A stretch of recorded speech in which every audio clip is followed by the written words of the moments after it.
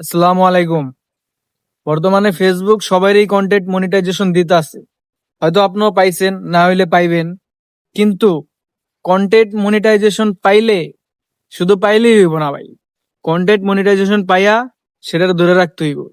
আপনি যদি সেটা ধরে না রাখতে পারেন, তাহলে কিন্তু আপনার কন্টেন্ট মনিটাইজেশন পাইয়া কোনো লাভ নাই। ঠিক আছে? কন্টেন্ট মনিটাইজেশন পাইলেই যে আপনি টাকা কামাইবেন, ইনকাম করবেন, ব্যাপারটা কিন্তু এরকম না। কন্টেন্ট মনিটাইজেশন পাইয়া তারপর আপনার ভিডিও করতে হইব, ভিডিওর কোয়ালিটি ভালো রাখতে হইব, মানুষ যেন আপনার ভিডিওটা বুঝে এরকম কিছু ছাড়তে হইব।